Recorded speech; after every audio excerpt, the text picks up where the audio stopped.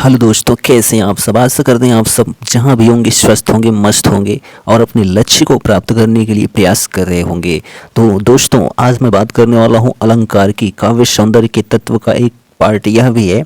3 part होते हैं काव्य सौंदर्य के तत्व में। रस, छंद, अलंकार। रस और छंद हमने ऑलरेडी देख लिया है इसके पहले वाले वीडियो में। तो आज हम आपको जो है अलंकार के बारे में बताएंगे, जो कि यह सेशन आपके लिए बहुत ही महत्वपूर्ण है। तो खास करके यहाँ पर हम जिक्र करेंगे UP board class 9, 10th, 11th, 12th के लिए अलंकार की, और हर एक कंपटीशन के लिए तो जाहिर सी बात है ही। तो चलिए देखते हैं अलंकार। इसको इंग्लिश में क्या कहते हैं? फिगर ऑफ स्पीच कहते हैं, ठीक है। और इसका जो अर्थ होता है किसका? अलंकार का। तो अलंकार का शाब्दिक अर्थ जो होता है वह आभूषण होता है। क्या होता है? आभूषण।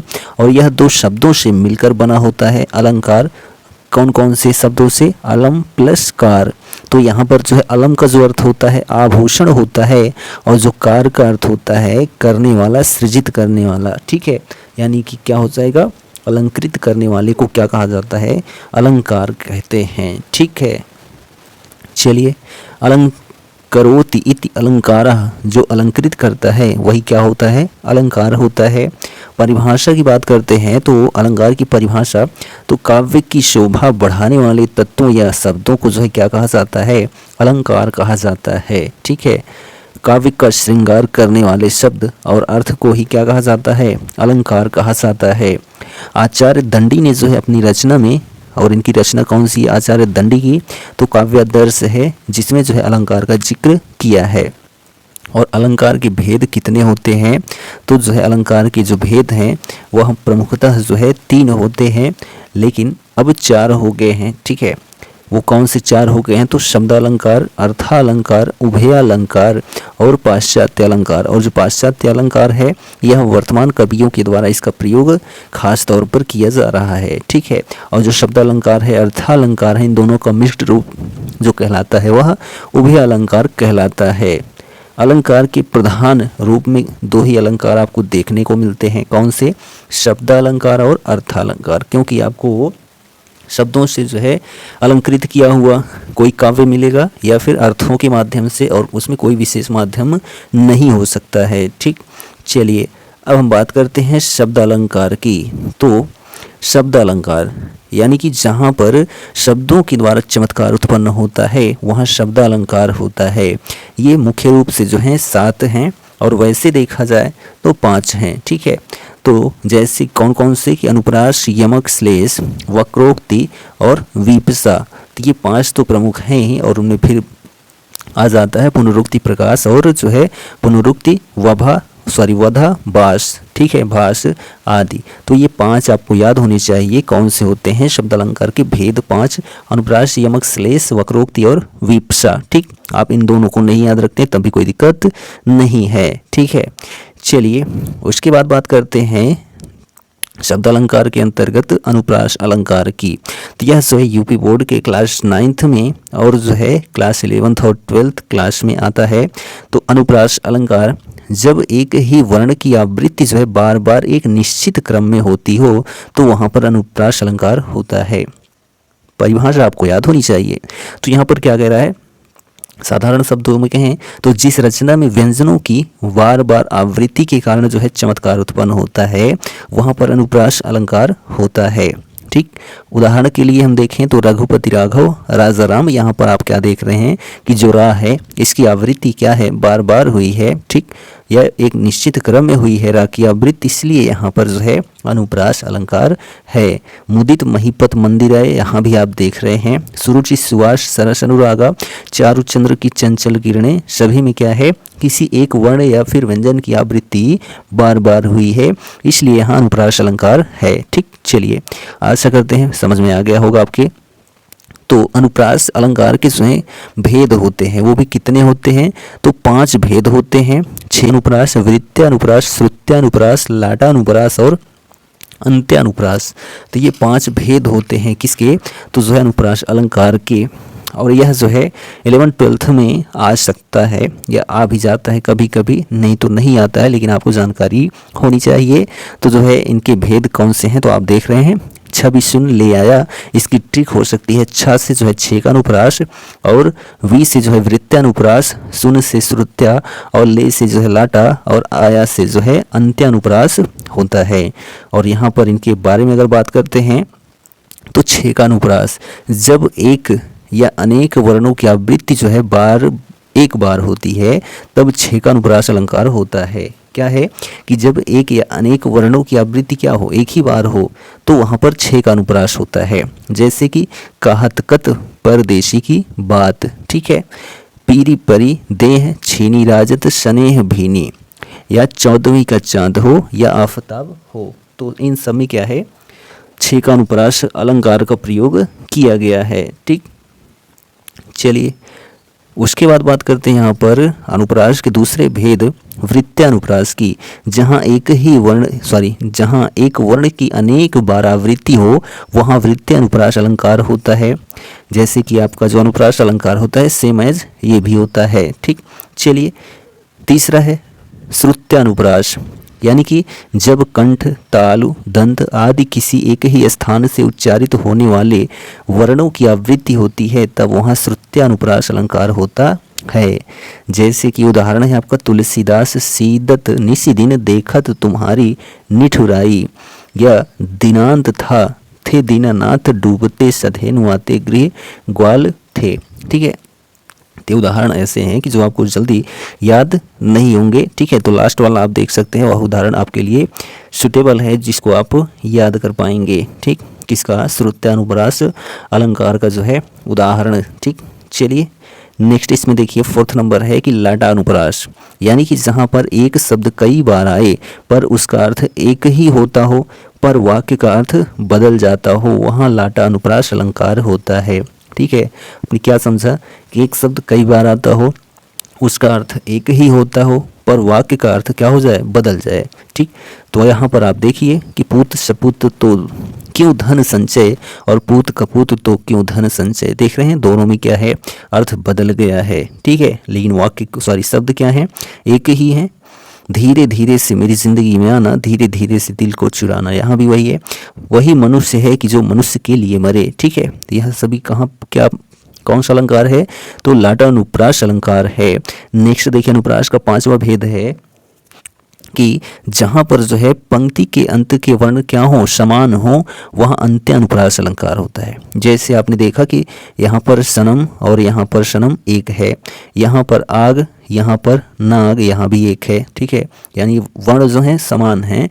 और यहाँ करता हूँ वर्ण समान है, इसलिए यहाँ पर अंत्यानुप्रास अलंकार है। ठीक, चलिए सेकंड नंबर है शब्द अलंकार के भेद का यमक अलंकार। यह जो है क्लास 9th के लिए और क्लास 11th और 12th के लिए अलंकार है स्पेशली, और कंपटीशन के लिए तो है ही।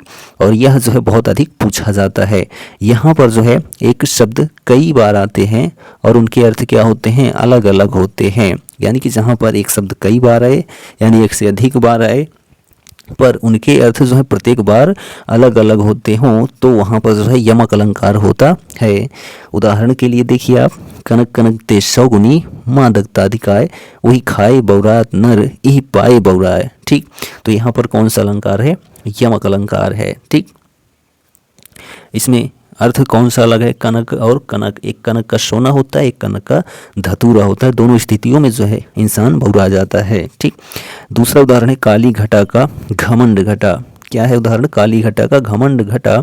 तो यहाँ पर एक घटा का मतलब काले बादल हो गया और एक घटा का मतलब जो है कम हो गया। ठीक, तो यहाँ पर कई सारे उदाहरण हैं और यह उदाहरण बहुत पूछा जाता है। 3 बेर थी वो अब 3 बेर खाती है। ठीक, तो यह उदाहरण बहुत पूछा जाता है। एक 3 बेर से 3 बार होता है और एक 3 बेर से जो है 3 बेर के यानी फल वाले जो दाने होते हैं। ठीक, चलिए नेक्स्ट देखिए, तीसरा पॉइंट है इसमें श्लेष अलंकार। तो जो है शब्द अलंकार का तीसरा जो अलंकार है श्लेष अलंकार है। यह क्या होता है, ये भी बहुत ही पूछा जाता है। यह आपको 9th 11th और 12th यहाँ पर मिलेगा यूपी बोर्ड में। जहाँ पर जो है कोई शब्द एक ही बार आए किंतु जो है उनके अर्थ क्या हों, अलग अलग हो जाते हों, वहाँ श्लेष अलंकार होता है। इसमें क्या है कि एक शब्द एक ही बार आता हो लेकिन उनके अर्थ क्या होते हों, अलग अलग होते हों, वहाँ पर जो है श्लेष अलंकार होता है। उदाहरण रहीमन पानी राखिए बिन पानी सब सून पानी गए न उबरे मोती मानुष चून। तो यहाँ पर जो मोती है मानुष है और चून है, यहाँ पर पानी का जो है 3 अर्थ प्रयोग किया गया है। ठीक है, कितना अर्थ प्रयोग किया गया? 3 अर्थ। कौन कौन से अर्थ प्रयोग किए गए हैं? तो एक जो है जो मोती मानुष चून, तो यहाँ पर मोती की चमक के लिए पानी का प्रयोग, ठीक है, मनुष्य की इज्जत के लिए पानी का प्रयोग, और चूने, ठीक है, चूने के अर्थ में जो है स्वयं पानी का प्रयोग यहाँ पर जो है 3 अर्थ दिखाया गया है। किसका? तो पानी का। और यहाँ पर देखिए दूसरा उदाहरण है सुबरन को ढूंढत फिरत कभी व्यभिचारी चोर। तो यहाँ पर जो सुबरन है यानी कि सुंदरता है, वो कभी ढूंढता है सुंदर शब्दों को, व्यभिचारी, ठीक है, यानी कि कोई व्यक्ति जो है सुंदर स्त्री को ढूंढता है, और जो चोर होता है वह सोने को ढूंढता है। तो यहाँ पर जो सुवर्ण है इसका 3 अर्थ प्रयोग किया गया है 3 अलग अलग स्थितियों में। ठीक, यह सभी कई सारे उदाहरण हैं, आप देख सकिए। चलिए, श्लेष अलंकार जो होता है वह विशेष तौर पर देखा जाए तो 2 प्रकार का होता है, शब्द श्लेष और अर्थ श्लेष। ये आपको पढ़ना नहीं, आपको जानकारी हो बहुत है। ठीक, चलिए नेक्स्ट देखिए वक्रोक्ति अलंकार। तो यह जो है बोर्ड परीक्षाओं में नहीं आता है, कंपटीशन लेवल में आता है। तो यहाँ पर आप देख लीजिए और इसको स्क्रीनशॉट लेकर पढ़ लीजिए। और 5वां है पुनरुक्ति अलंकार, यहाँ पर वो भी पढ़ सकते हैं, वीप्सा अलंकार भी पढ़ सकते हैं। और उसके बाद देखिए यहाँ पर अर्था अलंकार की बात करते हैं हम। यहाँ पर क्या है, जहाँ पर अर्थों के द्वारा चमत्कार उत्पन्न होता है वहाँ पर अर्थालंकार होता है। इसके पहले हमने पढ़ा शब्द अलंकार, शब्दों के माध्यम से चमत्कार, यहाँ पर अर्थों के माध्यम से चमत्कार। तो जो अर्थालंकार है इसके 100 से अधिक भेद होते हैं, लेकिन 100 से अधिक भेद पढ़ने नहीं होते हैं, केवल हैं, ठीक है, वो भी जानकारी नहीं रहती है। तो जिनमें प्रमुख हैं यहाँ पर आप देख सकते हैं कि उपमा, रूपक, उत्प्रेक्षा, संदेह, अतिशयोक्ति, दृष्टांत, अनन्वय, भ्रांतिमान, प्रतीप, व्यतिरेक, विभावना, अन्योक्ति, विरोधाभास, असंगति, मानवीकरण, उल्लेख, काव्यलिंग, दीपक। ठीक है, ये सभी क्या हैं? अर्थालंकार के प्रमुख भेद हैं, प्रमुख प्रकार हैं। ठीक, चलिए अब हम आगे बात करते हैं उपमा अलंकार की। किसकी? उपमा अलंकार की। तो अर्थालंकार का पहला ये जो भेद है उपमा अलंकार है, यह यूपी बोर्ड क्लास 10th और 11th 12th में आता है खास तौर पर, और कंपटीशन में आता है।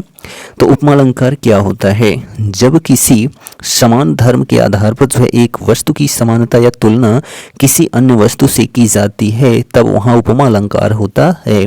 यानी कि देखा जाए एक जैसे समान धर्म की ही क्या हो, एक वस्तु की समानता किसी दूसरे वस्तु से की जाती हो तो वहाँ उपमा अलंकार होता है। ठीक, यानी समानता की जाती है किनमें? 2 वस्तुओं में। अथवा जब एक वस्तु की किसी दूसरे वस्तु से तुलना की जाती हो, ठीक है, तब भी वहाँ पर क्या होता है? उपमा अलंकार होता है। इसके 4 अंग होते हैं। क्या होते हैं? इसके 4 अंग होते हैं उपमा अलंकार के। वो कौन से अंग होते हैं? यानी कि ये अंग जो होते हैं उपमा अलंकार के लिए जरूरी होते हैं। वो 4 अंग हैं उपमेय। कौन से अंग हैं? उपमेय, उपमान, वाचक शब्द और साधारण धर्म। तो जो उपमेय होता है क्या होता है? जिसकी उपमा दी जाती है। अब जिसकी उपमा दी जाती है यानी कि जो वस्तु होती है प्रमुख। ठीक, उपमान जिससे उपमा की जाती है, यानी कि जो दूसरी वस्तु है, यानी कि देखा जाए वह एक प्रकार से देखा जाए तो प्राकृतिक हो सकती है, ठीक है, वस्तु हो सकती है। और जो तीसरा है वाचक शब्द, समानता को प्रकट करने वाला जो शब्द होता है उसको वाचक शब्द कहते हैं। और ये जो वाचक शब्द होते हैं ये आप देख सकते हैं, किसी उदाहरण में आपको ये दिख जाए तो वहाँ पर आपको क्या करना है? उपमा अलंकार लगा देना है। सा, सी, से, सम, समान, तुल्य, सदिश, सरिस, जैसे, जिमी आदि ये सभी क्या हैं? वाचक शब्द हैं। यह उदाहरण में लगे रहते हैं। जैसे आप यहाँ पर देख सकते हैं राम का मुख कमल के समान सुंदर है, तो यहाँ पर आपने देखा समान, ठीक है, जो समान है वाचक शब्द है। पीपर पात सरिस मंडोला, यहाँ सरिस समान है। मुख मयंक सम यहाँ पर समान है, ठीक है। हरिपद कोमल कमल से, ठीक है, यहाँ पर जैसे, ये सभी क्या है? वाचक शब्द हैं। आपको उदाहरण में ये लगे हुए मिलेंगे। उसके बाद है साधारण धर्म। यह क्या होता है? जिस गुण को लेकर उपमा दी जाती है, जिस गुण को लेकर, ठीक है। अब गुण कौन सा है? वह क्या होगा? साधारण धर्म होगा। तो यहाँ पर जो है गुण कौन सा है? देखा जाए तो यहाँ सुंदरता का है, यहाँ पर मन डोलने का है, ठीक है, और यहाँ पर मुखमयंक मंजू मनोहरता का है, ठीक है, और यहाँ पर कोमलता का है। ये सभी क्या हैं?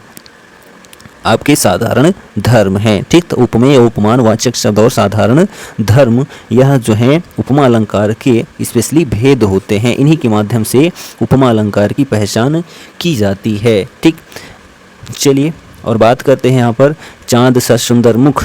तो यहाँ जो उपमेय है वह मुख है, ठीक, और उपमान क्या है? चांद है। तो यह ऐसे ही आपको याद रखना है।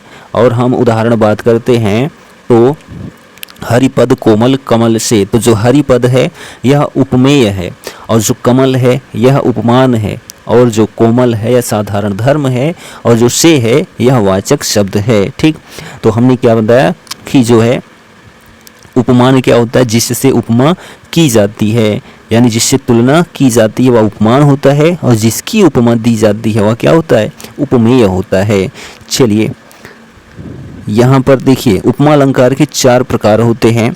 कौन से? पूर्णोपमा, लुप्तोपमा, रसनोपमा और मालोपमा। तो यह आपको नहीं याद रखना है, केवल जानकारी के लिए आपको पता होना चाहिए। दूसरा है यहाँ पर रूपक अलंकार। यह भी जो है यूपी बोर्ड क्लास 10th और जो है क्लास 11th और 12th के लिए स्पेशली है। तो जहाँ पर जो है उपमेय और उपमान में कोई अंतर ना दिखाई दे वहाँ रूपक अलंकार होता है। या फिर जो है जहाँ उपमेय को उपमान का रूप मान लिया जाता है वहाँ भी रूपक अलंकार होता है। या जहाँ उपमेय में उपमान का भेद रहित आरोप होता है वहाँ भी रूपक अलंकार होता है। तो तीनों परिभाषाओं में से जो भी आपको याद हो जाए बहुत अच्छी बात है, ठीक है। तीनों का अर्थ जो है वो एक ही है। उदाहरण है आपके कि समय सिंधु चंचल है भारी, या फिर दूसरा उदाहरण है चरण कमल बंदव हरिराई, या ये रेशमी जुल्फें ये सरबती आंखें इन्हें देखकर जी रहे हैं सभी, या मैया मैं तो चंद्र खिलौना लाई हूँ, या पायोजी मैंने राम रतन धन पायो। इन सभी में से कोई भी आप उदाहरण याद कर सकते हैं और आपका उदाहरण कंप्लीट हो सकता है, ठीक। तो मैया मैं तो चंद्र खिलौना लाई हूँ, यहाँ रूपक अलंकार कैसे है? तो जो चंद्रमा है यह उपमेय है, और जो खिलौना है वह क्या है? उपमान है। इन दोनों में क्या किया जा रहा है? आरोप लगाया जा रहा है। चंद्र जैसा खिलौना। चरण कमल बंदो हरिराई, इसमें क्या है? हरि के जो चरण हैं ये उपमेय है, और जो कमल है यह उपमान है, ठीक है। चलिए नेक्स्ट पॉइंट देखिए, रूपक अलंकार के भी जो है 3 भेद होते हैं। कितने? 3। सांग रूपक, निरंग रूपक और परंपरित रूपक। ये 3 भेद होते हैं किसके? रूपक अलंकार के। चलिए नेक्स्ट पॉइंट है हमारा तीसरा अर्थालंकार के भेद का, वह है उत्प्रेक्षा अलंकार। यह भी 10th और 11th और 12th के लिए है। तो इसकी परिभाषा क्या है? तो उत्प्रेक्षा का जो अर्थ होता है किसी वस्तु के संभावित रूप की जो है उपेक्षा करना ही, ठीक है। जहाँ पर उपमेय में उपमान भावना की जाती है, उपमा में क्या था? समानता की जाती थी, और उत्प्रेक्षा में क्या है कि संभावना की जाएगी, वहाँ पर जो है उत्प्रेक्षा अलंकार होगा। और इसमें जो वाचक शब्द होते हैं जिनके द्वारा हम पहचान सकते हैं कि यहाँ पर उत्प्रेक्षा अलंकार है, मनु मानो, जनु जानो, मनहु जनहु ज्यों आदि वाचक शब्दों का जो है प्रयोग किया जाता है। किसमें? तो उत्प्रेक्षा अलंकार में। उदाहरण आप देखिए, सोहत ओढ़े पीठ पट श्याम सलोनी गात, मनहु नील मणि शैल पर आतपि प्रयोग प्रभात। तो यहाँ पर क्या है? मनहु वाचक शब्द लगा है, इसलिए यहाँ पर उत्प्रेक्षा अलंकार है। दूसरा उदाहरण है कि उस काल मारे क्रोध कीर्तन कांपने उनका लगा, मानो हवा की जोर से सोता हुआ सागर जगा। तो यहाँ पर मानो लिखा है, यहाँ भी वाचक शब्द क्या दिखा रहा है कि उत्प्रेक्षा अलंकार यहाँ पर प्रयोग हुआ है, ठीक। तो यह उत्प्रेक्षा अलंकार का जो है जो वाचक शब्द है इसके द्वारा आप इसकी पहचान कर सकते हैं। और उत्प्रेक्षा अलंकार में संभावना की जाती है, और उपमा अलंकार में समानता या तुलना की जाती है, ठीक है। तो और जो उत्प्रेक्षा अलंकार होता है 3 प्रकार का होता है। तो कौन सा? वस्तुत्प्रेक्षा, हेतुत्प्रेक्षा, फलोत्प्रेक्षा, ठीक। चलिए नेत्र मानो कमल है, यह भी उत्प्रेक्षा अलंकार का एक सरल उदाहरण है। तो यह उत्प्रेक्षा अलंकार हो गया। उसके बाद चौथा है अर्थालंकार का भेद, भ्रांतिमान अलंकार। कौन सा है? भ्रांतिमान अलंकार। अब यह क्या होता है भ्रांतिमान अलंकार? तो ध्यान दीजिए, जब जो है जहाँ समानता के कारण एक वस्तु में किसी दूसरे वस्तु का भ्रम होता हो वहाँ भ्रांतिमान अलंकार होता है। ठीक है, समानता के कारण एक वस्तु में किसी दूसरी वस्तु का भ्रम ही क्या हो जाएगा, भ्रांतिमान अलंकार हो जाएगा। अथवा उपमेय को भ्रम के कारण क्या मान लिया जाए, उपमेय मान लिया जाए, उपमेय को उपमान मान लिया जाए भ्रम के कारण, या उपमान को उपमेय मान लिया जाए भ्रम के कारण, वहाँ भी क्या होगा, भ्रांतिमान अलंकार होगा। जब उपमेय में उपमान का धोखा हो जाता है तब भी भ्रांतिमान अलंकार होता है। यह जो है आपको केवल 11th और 12th में मिलेगा यह अलंकार भ्रांतिमान। उदाहरण की बात करते हैं तो मुन्ना तब मम्मी के सिर पर देख देख दो चोटी, भाग उठा भय मानकर सर पर सांपिन लोटी। तो यहाँ पर जो चोटियाँ थी उनको देखकर ऐसा लगा उसको कि यहाँ सांपिन है, इसलिए वह क्या हो गया, भाग गया। ठीक है, कौन, मुन्ना। तो यहाँ पर कौन सा अलंकार है, भ्रांतिमान अलंकार है। और उदाहरण की बात करते हैं तो वृंदावन विरहत फिरे राधानंद किशोर, नीरद यामिनी जानी संग डोले बोले मोर। तो यहाँ पर जो है वृंदावन में राधा कृष्ण जो है विहार कर रहे हैं और रात में उन्हें सघन मेघ समझ मोर बोलने लगते हैं और साथ साथ क्या होते हैं, नाचने लगते हैं।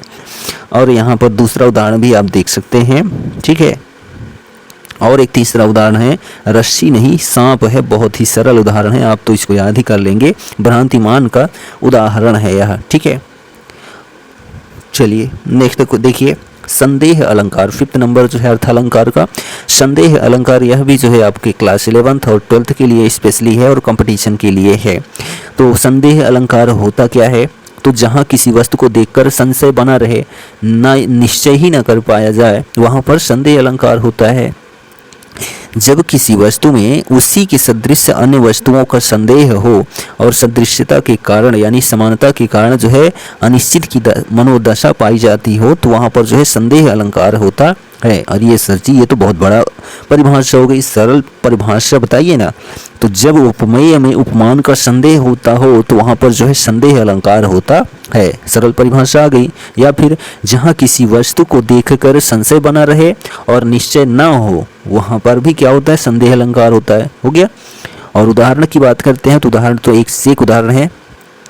यहाँ पर देखिए, सारी बीच नारी है कि नारी बीच सारी है कि सारी ही किनारी है कि नारी ही की सारी है। तो यहाँ पर जो है संदेह अलंकार है।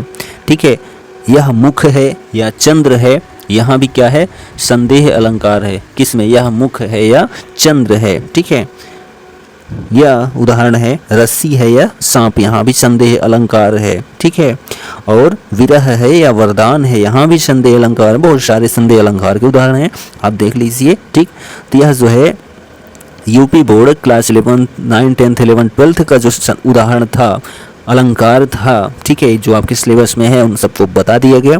अब केवल यहाँ कंपटीशन वाले देख सकते हैं और इसका स्क्रीनशॉट लेकर पढ़ सकते हैं। और किसी प्रकार की यदि दिक्कत आती है तो आप जो है कमेंट बॉक्स के ज़रिए हमसे पूछ सकते हैं। ठीक है, और यहाँ पर देखिए बहुत सारे आपके अलंकार बनते हैं। ठीक, प्रतीप अलंकार यहाँ पर देखिए। ठीक है, और यहाँ मानवीकरण अलंकार देखिए।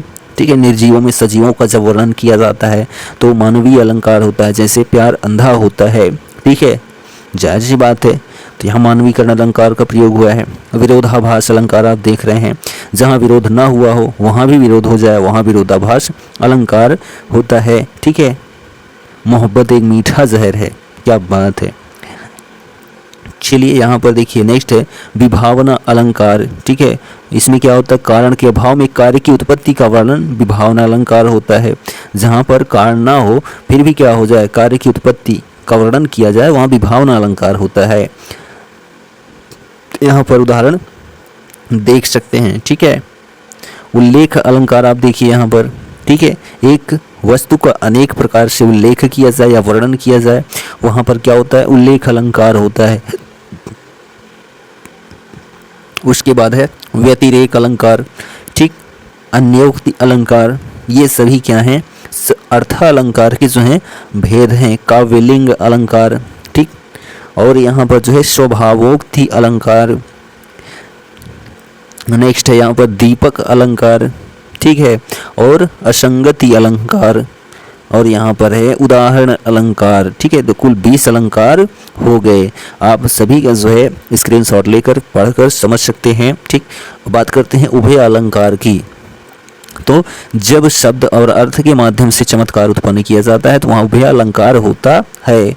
उदाहरण देखिए, कजरारी अखियन में कजरारी न लखाए, या फिर जो है सठ सुधरही सतसंगति पाई पारस परस कुधातु सुहाई। ठीक है, और यह जो है 2 प्रकार का होता है, संसृष्टि और संकर। ठीक है, और इसको जो है आचार्य भोज ने तीसरा अलंकार माना है। किसको? तो उभय अलंकार को। ठीक, और लास्ट है हमारा पाश्चात्य अलंकार। इस अलंकार की जो है आधुनिक अलंकार भी कहा जाता है। हिंदी साहित्य पर जो है पाश्चात्य प्रभाव पड़ने के फलस्वरूप पाश्चात्य अलंकारों का जो है समावेश हुआ है। मानवीकरण, भावोक्ति, ध्वन्यात्मकता और विरोध चमत्कार इसके भेद हैं। और उदाहरण की बात करते हैं, दिवसावसान का समय मेघमय आसमान से उतर रही है, वह संध्या सुंदर परी सी धीरे धीरे। ठीक है, तो यहाँ पाश्चात्य अलंकार है। तो वर्तमान में जो है किसका प्रयोग होता है? तो पाश्चात्य अलंकार का ही प्रयोग होता है। यहाँ पर अलंकार का जो यह सेशन है कंप्लीट हो जाता है। जो सेशन है आपको कैसा लगा कमेंट करके ज़रूर बताइए। यदि अच्छा लगा हो तो अपने दोस्तों में शेयर करना बिल्कुल मत भूलें।